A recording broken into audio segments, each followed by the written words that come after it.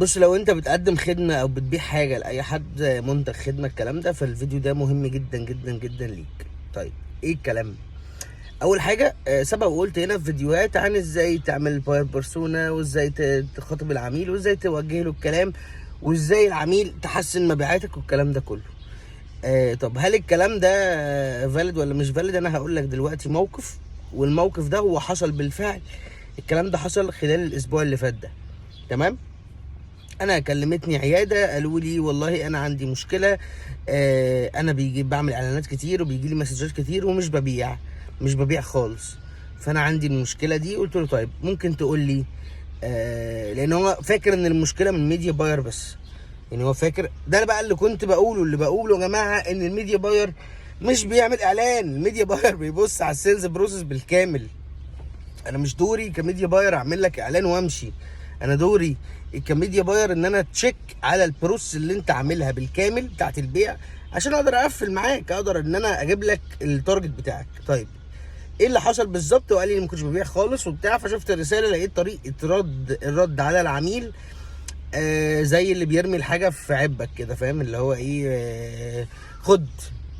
فخد دي مش لذيذه خالص.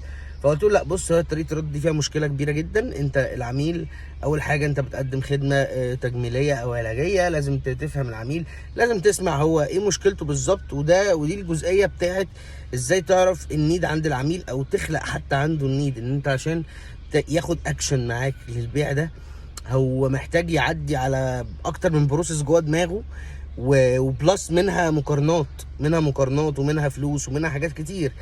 فقلت له لا، انت تواصل معاهم تاني وابعت لهم بالشكل ده. قول لهم بص دلوقتي انت، ايه المشكله عندك؟ عندك، يعني انت متعوده تعملي الخدمه كذا ولا كذا، متعوده على كذا ولا كذا، بشرتك ايه، الكلام ده كله. المهم بعد ما بعت له الكلام ده، هو كان هيقفل المشروع من الاخر. يعني هو كان هيقفل المشروع، هو قال لي انا هقفله خلاص، انا مش قادر. قلت له بس جرب الطريقه بتاعتي اللي انا بقول لك عليها وربنا كريم. دخل بعت ل 150 رساله، اخر 150 رساله عنده. دخل بعت لهم تاني وبيقول لي انا دخلت، انا كشتهم بنفس الطريقه اللي انت قلت لي عليها بالظبط. ودي والله العظيم انا يعني دي من امتع الكونسلتيشنز اللي عملتها. اللي هو انت حرفيا، انا عايز اقول لكم يا جماعه، انا ما كلمناش بعض في التليفون والله. اقسم بالله ما كلمت في التليفون. يعني انا بطلب الريكوست ده على الواتساب، بيبعت لي على الواتساب، ببعت له على الواتساب، بس ما عملناش تليفون اصلا. ما عملناش ميتنج 1 تو 1. يعني شوف لدرجه ايه. قلت له كذا كذا، اعمل كذا وبتاع ومش عارف ايه. بعد فعلا 150 رساله. بعد 150 رساله قال لي انا من بعد حوالي شهر ونص ما عنديش ولا حجز. احنا النهارده يوم 6 في الشهر. من يومين انا عامل 5 حجوزات، ولسه بكمل مع الناس. الرسائل مش كلها ردت وبتاع. الكلام ده حصل اخر 48 ساعه. انا حاجه زي كده حاجه تفرحني. ليه حاجه تفرحني؟ اول حاجه هقول لك، لان انا في المعتاد، انا هدفي في الحياه بصراحه بصراحه بصراحه ان اكون سبب لمصدر رزق ناس كتير. يعني ده هدف في الحياه. ودايما اللي يعرفني شخصيا بيقول لي حاجه زي كده، يعني عارف عني الحاجه دي. انا نفسي اكون سبب في رزق لناس كتير قوي. فبايه بقى؟ انا يعني بكل حاجه انا اقدر اعملها. فدي حاجه. طيب، الكلام ده بقى ينطبق عندك في البيزنس في ايه؟ هو ده بقى المهم. انا قلت لك القصه، تعالى بقى اقول لك انت عندك. طب انت راجل بتبيع خدمه او بتبيع منتج معين. العميل اللي انت عملت اعلانه والعميل ده جالك، هو معنى ايه ان العميل جالك؟ العميل مش في غيبوبه، انه عميل مش سكران، عميل فعلا محتاج الحاجه. طب العميل اللي فعلا محتاج الحاجه ده، هو محتاج يخاطب مين؟ محتاج يخاطب او يتعامل مع حد يحس ان هو يعني بيكير اباوت هم، يعني بيهتم لامره.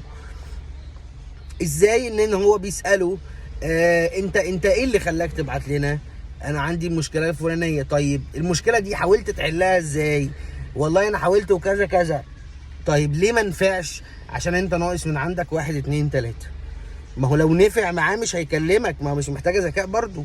هو لو الحل اللي كان عامله نفع معاه ما كانش كلمك، صح؟ طيب والله انا هقدر احل لك دي بالشكل الفلاني، وده اللي انت محتاج، وانت مش محتاج اكتر من كده. حتى لو انت بتبيع 10 او 15 حاجه وهو محتاج بس 3 حاجات، اديله 3 حاجات. وقول له لو انت تعرف بقى حد محتاج ال10 حاجات كلهم، انا بقدر اقدم الخدمه لل10 حاجات. اوفر، تديله اوفر. يعني قول لي انت جاي معاك مين، انت مين من صحابك جاي، الكلام ده. انك تشير كوميونتي، تخلق معاه ريليشن. هو ده اللي دايما دايما دايما ده النو هاو. الورد اوف ماوث لحد النهارده هي الكينج. يعني مهما قلنا في مبيعات وفي ربط، الورد اوف ماوث يا جماعه ما فيهاش، والله ما فيهاش. العميل لو اتبسط من مكالمتك معاه او من طريقتك معاه واتيتيودك معاه والكلام ده بالنسبه له، لو كان محفز ومشجع ان هو ياخد الاكشن ويشتري ويطلع فلوس في الفتره اللي احنا فيها دي، فتره الركود دي، ده اكشن، ده اكشن خيالي. يعني ده اكشن خيالي. اتعامل كده، اتعامل ان هو يعني اي ام جريتفول فور، فاهم؟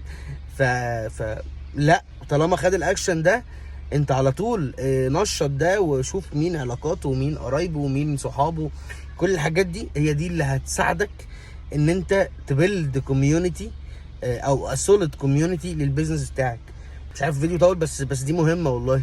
في وقت من الاوقات وقت تصوير الافراح، لما كنت بصور افراح على طول زمان يعني، وكنت صغير جدا في السن. يعني الكلام ده بكلمك في 2015 و2016 وحاجات كده. كنت بكلمك ان في ناس لما بيقولوا على فرحهم جامد كانوا بيقولوا ده احنا جايبين امجد فريد يصور فرحنا. فده اتعمل منين؟ لان انا بحط نفسي مكانه وبنزل افرح معاه وبنزل افرحه وبنزل اعمل له اطلع له عيني. دي حاجه مهمه قوي. كان لازم ان انا ابروزها لكم. انت لو وعلى فكره كل الاماكن اللي انا اشتغلت معاهم او اشتغلت يعني كان بينا بيزنس، انا بيبقى رقم واحد عندي الكلاينت او العميل، انه يحس بالامان، اامن له شغله كويس جدا جدا جدا، ما يبقاش فيه اي ريسك. بحيث وانا دايما بقولها له في بدايه الشغل، قلت له انا هامن لك وهخلي كل الامان والاثورتي عندك انت لوحدك، مش عندي. انا هكون جزء منها ولكن مش الكل، عشان لو لا قدر الله حصل لي حاجه شغلك انت ما يتاثرش والبيزنس بتاعك ما بيتاثرش. حتى لما باجي احط بلان وفيجن، لو بعمل مثلا ماركتنج بلان وماركتنج استراتيجي كامله والكلام ده، بخليه الايند معايا. بقول له انا عملت دي كذا ليه وكذا ليه وكذا ليه، وده الانسايتس بتاعتك، وده السوات بتاعتك، وده البيزنس بتاعك، وده الناس، بقول له كل حاجه، وبقول له انا فكرت ازاي، وبقول له الفيجن والتراك والرود وكل حاجه. ليه؟ علشان خاطر انا بقول له كده اي وقت انت امشي على الكلام ده، هو ده اللي انت شغال بيه. طب انا بستفيد ايه؟ ما حد يجي يقول لي بقى، حد يعني ضيق، حد فاهم مفهوم الرزق غلط اصلا. حد يقول لي طب ما هو بعد ما عرف كل حاجه هيشتغل معاك ليه؟ حبيبي هيشتغل معايا عشان الاحترافيه يا بابا، هيشتغل معايا عشان الاحترافيه يعني ايه؟ يعني يا باشا احنا كلنا كل واحد عنده 24 ساعه بس في اليوم. هو الراجل لازم يبقى فاهم ومطمن ان الحته دي متساقه صح، اللي سايق هنا سايق صح. لو اللي سايق هنا سايق صح، هو هيركز في حاجه تانية، فهيبقوا في 2 باور في البيزنس، مش واحد بس. او مش واحد وواحد بيشتته. الحاجات دي بس كان كونكلوجن كده عايز اقوله. وهرجع واقول لكم تاني، لو انت صاحب بيزنس، البيزنس ده محتاج، او اللي انت بتقدم خدمه، بتبيع سيرفيس، الكلام ده، لازم تبقى فاهم البيزنس بتاعك وتديله وقت وتركيز وطاقه. ولازم من الاول كده تبقى فاهم هو سكيلابل ولا مش سكيلابل، عشان تقدر ان انت تتحرك. وطبعا لو عندكم اي سؤال ابعتولي. السلام عليكم.